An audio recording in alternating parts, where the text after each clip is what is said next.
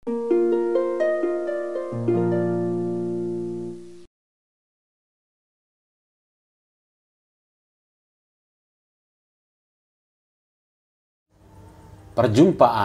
Sajak Indrian Koto. Kami berfoto di teras rumah setengah kayu, setengah tembok yang dibangun saudara ayah yang tak kufaham betul jalur silsilahnya. Di belakang rumah, sungai besar menghantam batu, lubuk beriak di bawah jembatan kawat milik peladang dan kampung seberang. Nenek masih dengan senyum yang sama saat bertahun lalu kutemui. Kerabat ayah yang belum kufaham alur jalinnya. Jalanan masih batu dan berlumpur ketika hujan dalam rimbunan bukit barisan. Perempuan yang kupanggil kakak dengan senyum pahit bercerita anak tertuanya baru meninggal dari perantauan dan meninggalkan seorang cucu untuknya. Sementara bangku ini masih yang lama, angin yang sama, tikar yang sama sejak kedatanganku terakhir kali.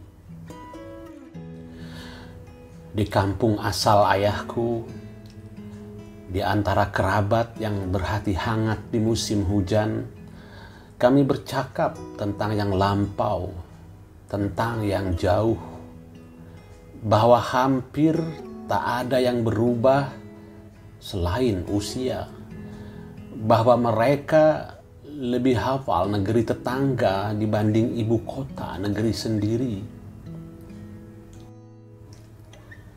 Kami berfoto bersama yang tersisa dari seluruh garis leluhur yang tak penting untuk diurai. Tak akan ada potret keluarga yang lengkap, sebab kami telah menjelma dengan silsilah yang sama rumitnya.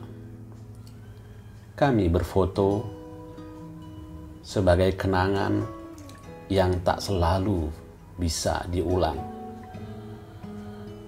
2018 dari Kompas, 2 Maret 2019.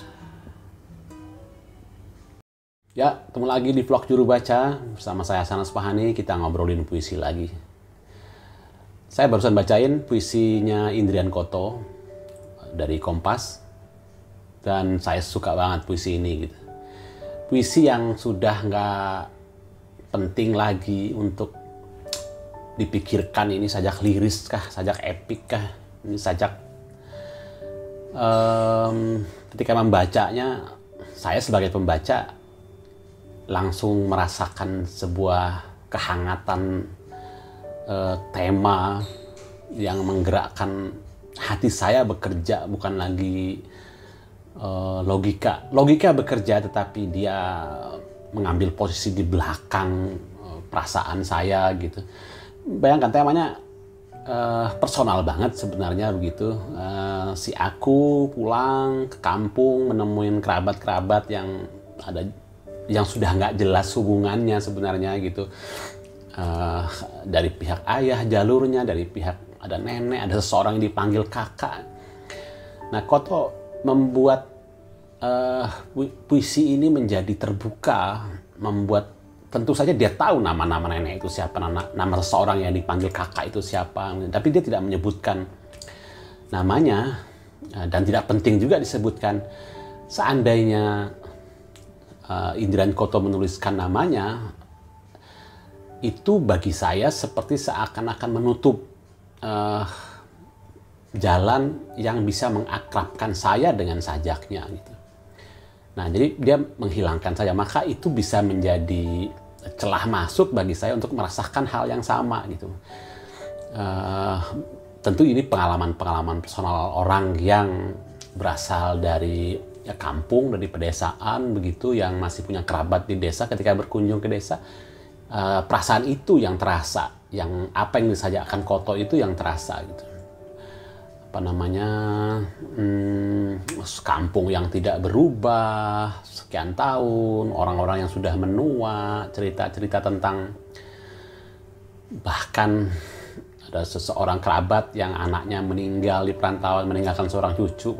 Itu persoalan-persoalan manusia universal banget gitu, yang tanpa kecermatan, kejelian merasakan, menilik perasaannya, itu mudah sekali dilupakan, tidak dituliskan. Tapi ketika dituliskan pun mudah sekali terjerumus menjadi sebuah sajak yang kenes, mungkin bahasanya sajak yang cengeng, yang sentimental begitu, yang terlalu transparan.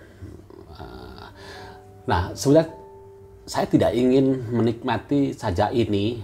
Kadang-kadang ada sajak yang begitu ya, yang dengan pikiran-pikiran yang begitu. Saya ingin pada banyak sajak atau beberapa sajak saya pengen baca aja, nggak mikir ini perangkat politikanya apa ya, ini apa. Meskipun ini bisa banget dilacak, dinikmati dengan cara seperti itu gitu. Mungkin pada kesempatan membaca lagi, pada kesempatan membaca berikutnya, mengulang lagi bacaan. Nah, pada saat itulah saya sebagai pembaca biasanya akan membaca dengan cara lain gitu, memberdayakan, rimanya gimana gitu. Nah, sajak yang bagus biasanya saya akan membaca itu dengan seakan-akan menemukan teladan-teladan yang wah iya ya, bagus ya, memang harus begini sajak ini dituliskan, nggak ada cara lain untuk menuliskannya kecuali begini. Sementara sajak yang kurang berhasil biasanya muncul pikiran-pikiran untuk harusnya ini begini ya, ini harusnya nggak begini ya, ini ada kata lain loh, yang kalau penyairnya sabar dia bisa menunggu sebentar, mencari, memaksimalkan pilihan kata atau diksi di bagian itu misalnya gitu. Nah, ya begitulah membaca puisi, dan saya ingin membicarakan ini dan ingin membaca sajak Koto karena tadi itu saya di hadapan sajak begini jadinya mula-mula tidak ingin berpikir, saya hanya ingin ini sajak bagus, sajaknya bagus, udah saya nggak berpikir kenapa bagus gitu.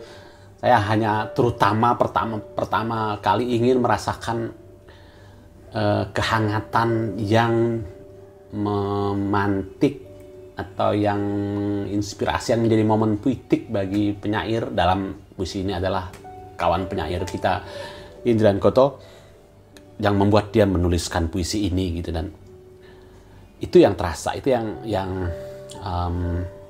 ingin lekas saya dapatkan, dan itu adalah hikmah dari puisi. Itu adalah nafkah puisi, nafkah yang diberikan oleh puisi yang baik kepada saya sebagai pembaca gitu, apa ya, kehangatan itu gitu. Bahkan mungkin saya pada momen yang lebih lanjut saya bisa tergoda terinspirasi, terdorong juga untuk menuliskan puisi yang sama. Tapi mula-mula membuat saya menggali khasanah, kenangan, perasaan saya yang mungkin nanti akan menggerakkan saya untuk dengan itu saya menuliskan puisi saya juga. Terima kasih Koto, puisinya bagus banget dan kita bicarakan. Ketemu lagi.